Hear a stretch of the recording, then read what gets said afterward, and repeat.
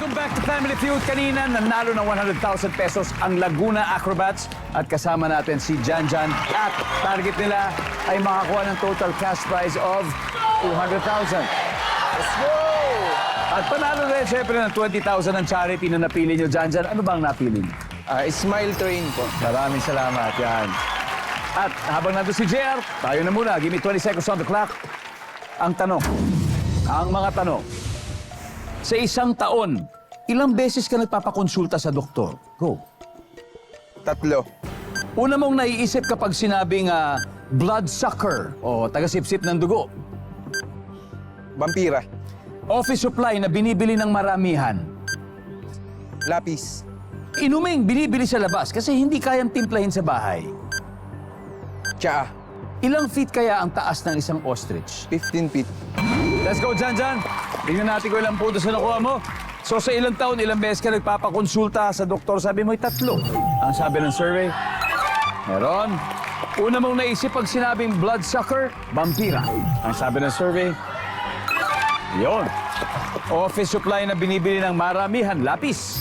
Sabi ng survey, pwede.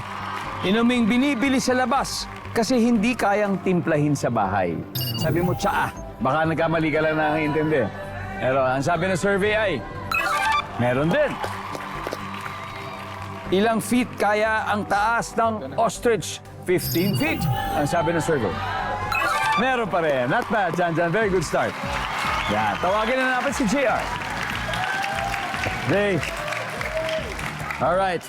Jay, si Janjan nakakuha ng 72, meaning 128 to go.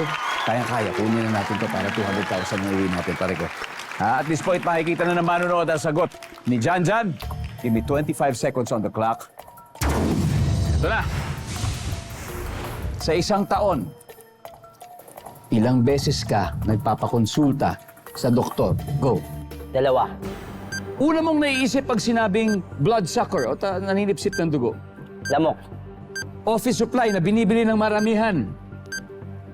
Coffee. Inuming binibili sa labas kasi hindi kayang timplahin sa bahay.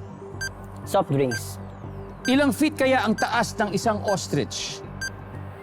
7 feet. Let's go, Jay! Tingnan natin. Kung ilan nakuha mo. Sa isang taon, ilang beses ka nagpapakonsult sa doktor? Sabi mo, 2. Ang sabi ng survey, top answer! Una mong naisip pag sinabing bloodsucker, sabi mo, lamok.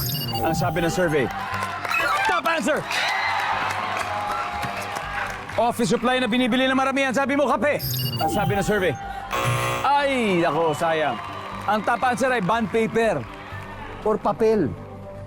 Inumang binibili sa labas dahil hindi kayang timplahin sa bahay, sabi mo ay soft drinks. Ang sabi ng survey, yan. Ang top answer ay alak o beer. Finally, ilang feet kaya ang taas ng ostrich? Sabi mo ay 7 feet. Ang sabi ng survey,